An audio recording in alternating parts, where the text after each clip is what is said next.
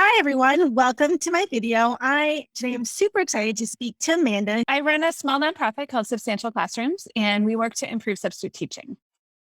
Great. So Amanda and her team sell training specifically around substitute teaching and how to improve and hone your substitute teaching skills. And it's a method that they've been honing in on for a while now. It's something that they started out in person, but with the pandemic have transitioned to a virtual model. Is that accurate?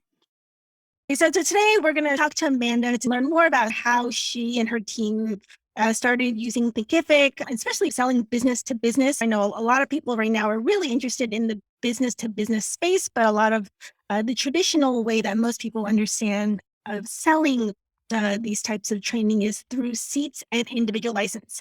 So before we get into the nitty gritty details of sort of the business and how you got started, can you tell us a little bit about yourself, how long you've been with this nonprofit, how you started? Sure. So I'm a co-founder for Substantial. So I've been here since we started it about 5 years ago. My personal background is that I have always worked in education, and I think of myself, I work on the systems that principals rely on to run healthy schools, healthy and vibrant schools.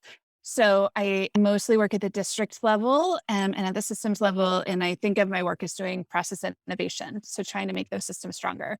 Cool. So since you've started this nonprofit group 5 years ago, when did you officially begin to think about transitioning your training into this virtual or hybrid model? So we have worked on training off and on the whole time in different ways. So as a nonprofit, we are trying to help people with unlocking the potential of substitute teaching. And that often means shifting sort of the traditional way that that it's structured, what that job is like.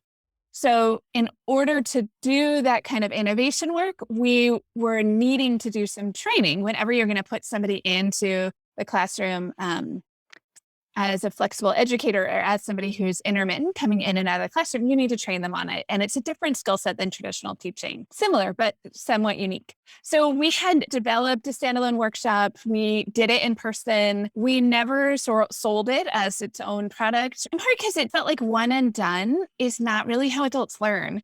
And districts are not used to spending a lot on substitute teacher PD. So it was very hard to get them to fund anything other than that one-time in-person training, which leaning into that puzzle of how do you get people something that is more of an ongoing experience and something that helps adult learners need to learn about something, to apply it, and then to reflect on how that went, and then to learn again, connect back to that learning. So trying to solve that puzzle is what led us to do online, and ultimately what led us to build something on Thinkific. And how did it evolve from, as you said, being one and seeing it evolve into something more lengthier? I think two things happened. We had a partnership with the AARP Foundation, actually just before the pandemic, but the idea was there are a lot of older adults who need to be plugged into work. And then we need a lot of substitute teachers as a nation. So how can we connect the dots and help bring more seniors into subbing? And as part of that, it was a national program, and we were trying to think about what is the training component that allows people to step with confidence into the classroom, especially as a second career kind of thing. And then the other thing that happened, we were doing some management consulting with school district HR teams. We took what we had learned in that work and created a course. And then we paired that course, which was an online course, the prototype made on Google Sites, and we paired it with coaching. And what I really noticed is that when I paired self-paced online courses and with a weekly assignment with coaching, I just got really far. The impact was significantly more than I was getting doing individualized coaching. They weren't engaging. I couldn't get them to engage in the coursework completely independently. Like the pairing really worked well and accelerated. So I think that the other thing was that learning made us think we wanted to try something hybrid. Cool. And so what was the feedback from districts when you started to pair the training with coaching? It was pretty good. I would say the learning was more than we had experienced with other times when we tried to build like strategic capacity around substitute teaching. I would say like what we learned about learning and scale and the potential of scale using an online training to help to build foundational knowledge, it really was the biggest learning we had out of that project. So I noticed that you've done a lot of processes and systems and testing. And so you've gone from this sort of one-time model to then this management consulting and now into a hybrid model. Can you, kind of walk us through B2B and selling to working with districts is a very lengthy process. And Yeah, it is. not overnight. You just send out an email and you get some sales. And with Sub School, we did a full year of testing before we built on Thinkific, actually. So we had this existing content that we did that over the course of probably 3 years. We ran that at least a dozen times. So we kept iterating on that one-day experience. And then as we decided to build online, we did a full year of testing. So we started with this small group of 50 plus workers. So people who were older adults as part of our partnership with AARP, they piloted courses. And then that was successful. So then we approached a few of our existing district partners and then they joined our testing cohort as well. So we did like a paid pilot for a year. And then thankfully, this is our first year of now scaling it as a service that we sell. And our first pilot partners came over and converted to be paid normal clients, normal partners. And then we've added now 2 additional districts. We have 4 districts on there and about 350 subs using it. That's great. So it's definitely a very long marathon. Yeah. Selling into school districts is, I suspect other markets are probably a little bit easier and take less time. So selling to school districts is very lengthy. Can you give any tips on how you develop and strengthen these relationships and partnerships and then growing it? Hold on 1 second. Sorry. Oh, no, it's okay. As a nonprofit, I would say it's one of the hardest parts of my job, and probably the part that I like the least is the sales cycle. We have the most success. This is probably true in all industries, extra true in education. It's really network based. We do the best when we have some connection already with that district. Like with all sales, there's a flywheel challenge. So when you're bringing a new thing to market, the hardest part is those first couple districts because nobody wants to go first. And for us, we leaned into people where we already had deep relationships. And I also think this is true always, but really going deep with early users to understand, to learn from them and make it better. Can you talk about how small your team is? Sure. So we have 3.5 people. Wow. Okay. Yeah.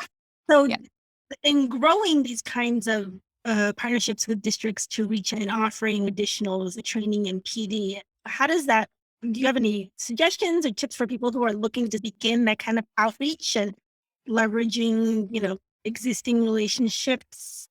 It's a hard market. I would say one thing I am very keenly aware of right now is that running schools in the middle of a global pandemic is very complex and they're stretched extremely thin as leaders, but it's extra true right now. And the other thing I'd say is in general, being a leader in education is very complex and we have to have a lot of humility as we look to engage with them and really listen to what they're asking for and be respectful to really their expertise and the complexity of their jobs.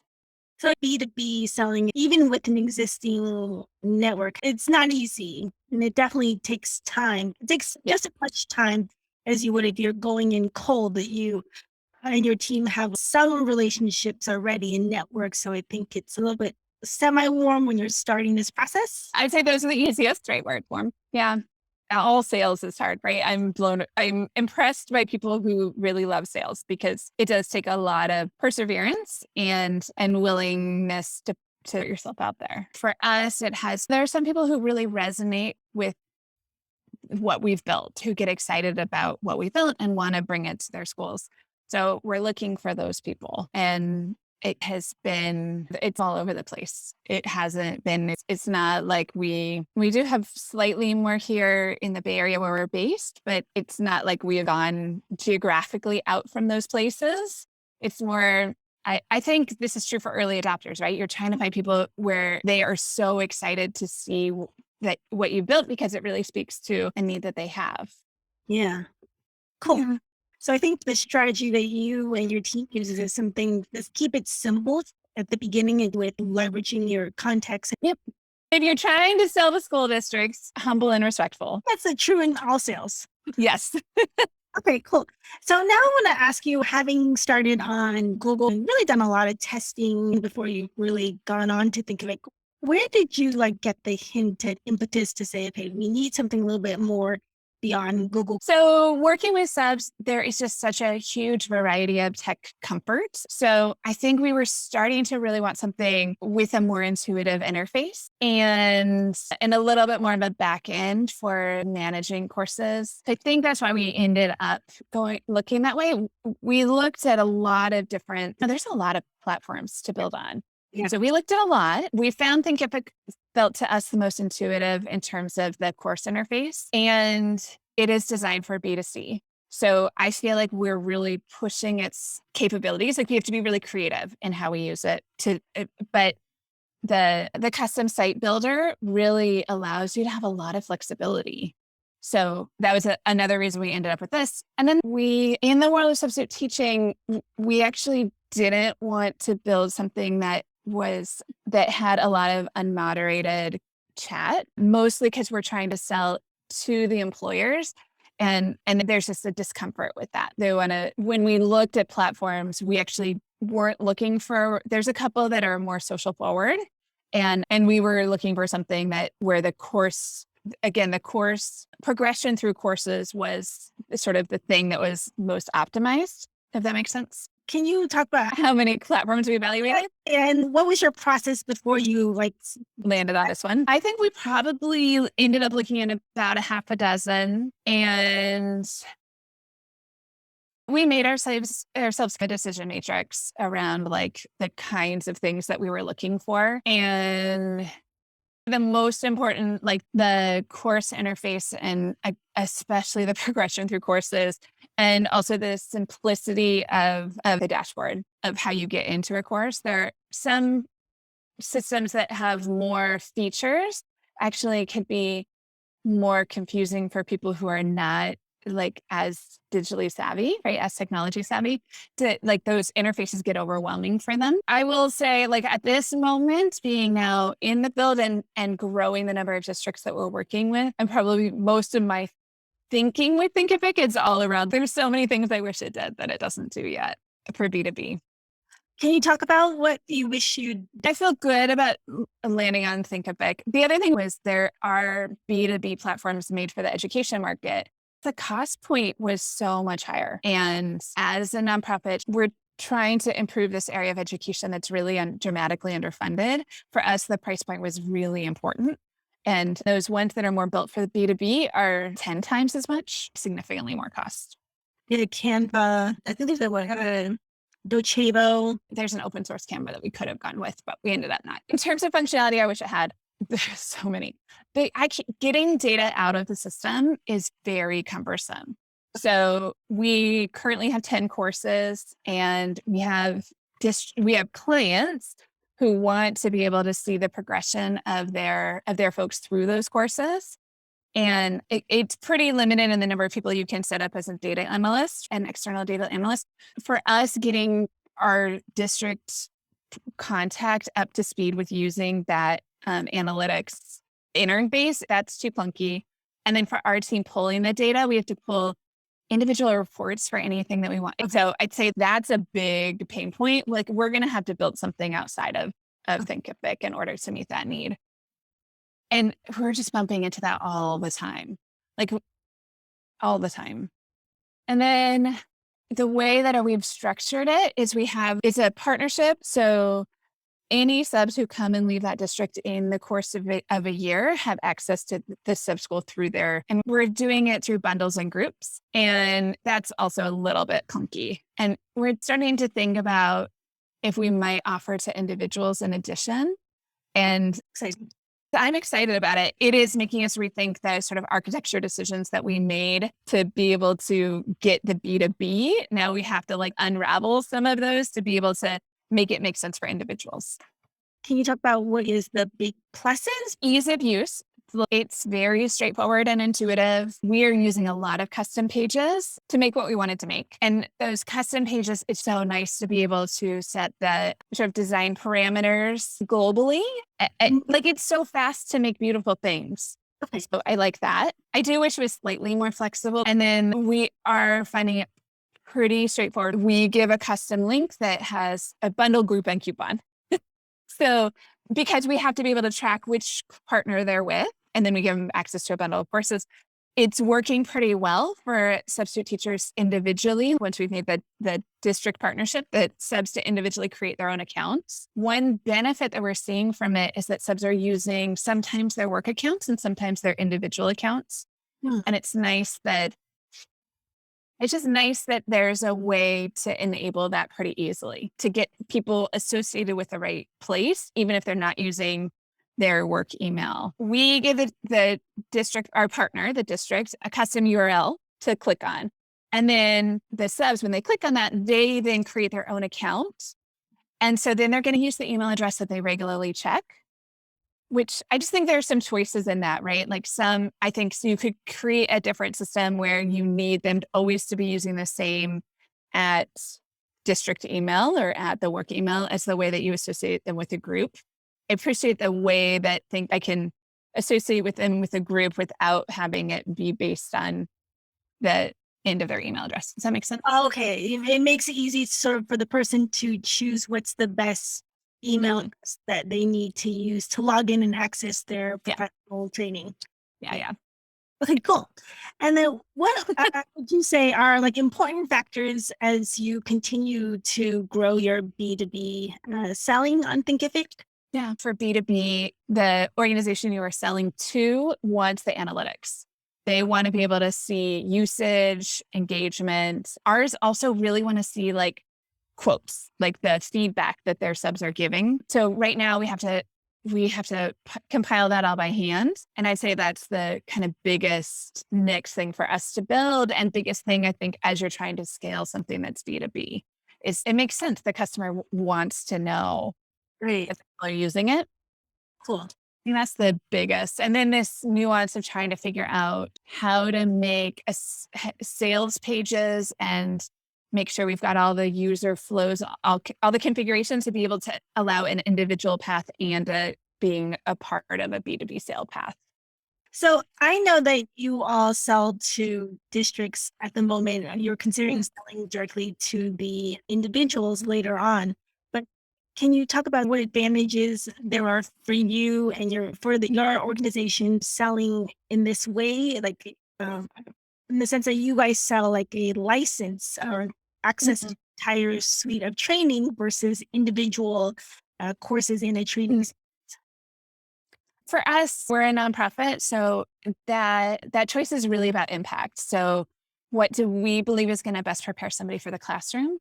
And for me, I think we have foundational courses. We have 4 courses on classroom management and 4 on leading instruction. And for us, they feel very foundational. So we want to make sure every sub has access to them rather than selling individual courses. With the individual courses, people really want classroom management because it's the most pressing need.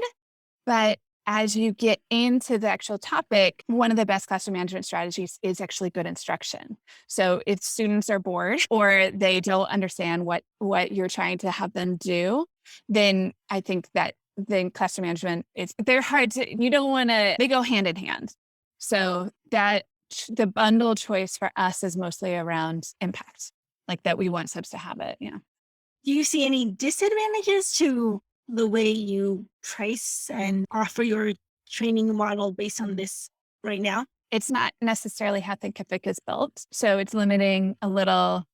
It feels sometimes like we're having to wrestle it away from how it's usually meant to be used. I also think a different model for B2B is something where you say have a bunch of courses and you say, what competencies are you most excited about your employees, these kind of employees, at mastering and putting together customized bundles for people? That's a sales direction that also really makes sense.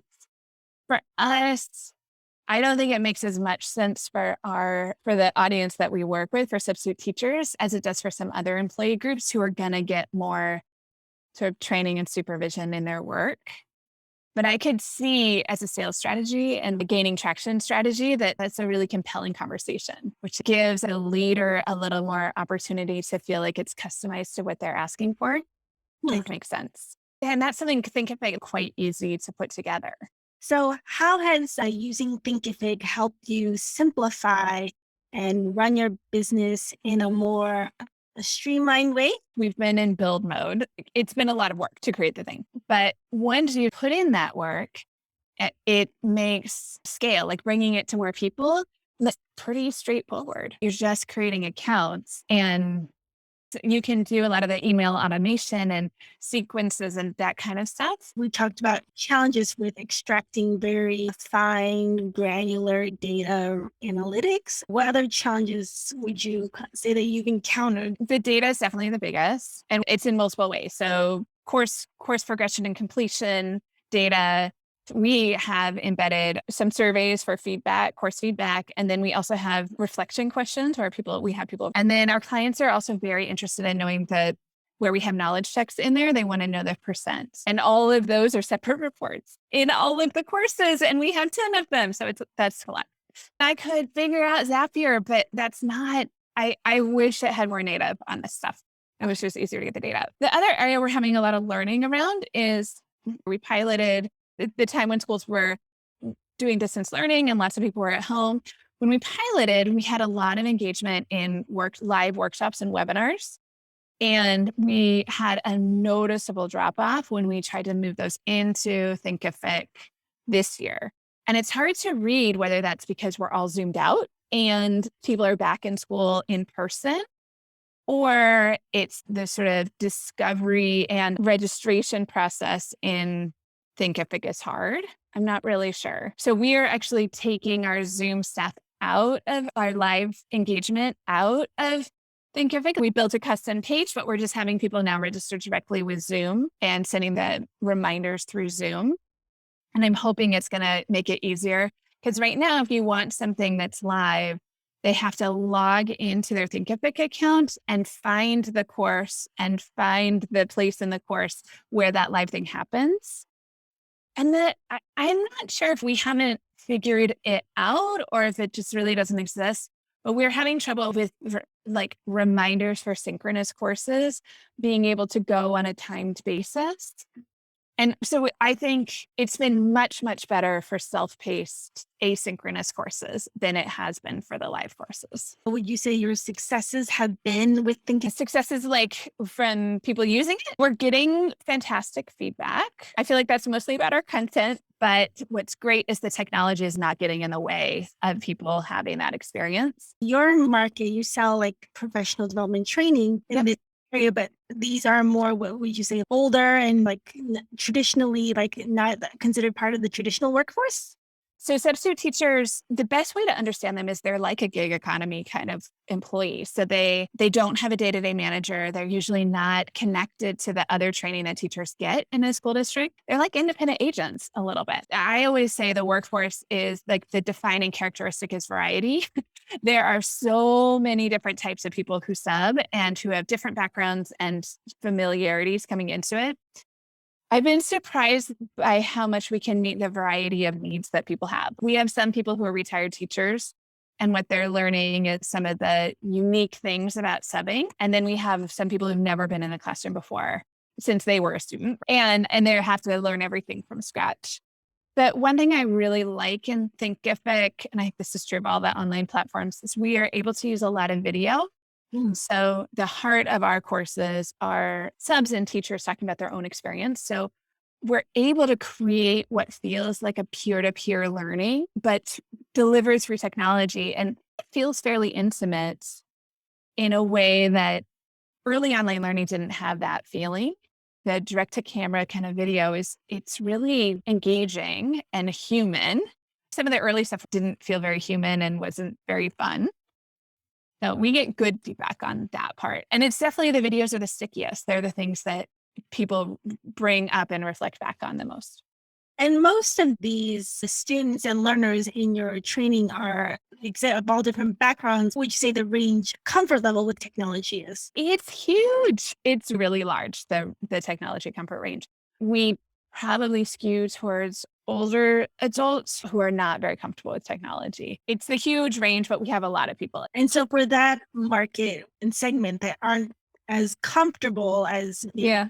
younger generations, their ease of use and getting started and set up with Thinkific has been relatively. Yeah. Relatively smooth. Have you had anyone not being able to access any learning or have trouble with any sign-in? And that's the most common problem that we encounter is sign in. The other one that we have is we have people who will progress through the courses using the course outline and not click complete at the bottom of the page. And this matters especially for B2B, right? So when we report to their employer about their engagement with it, it might not match what they thought they did. So that's the other challenge that comes up.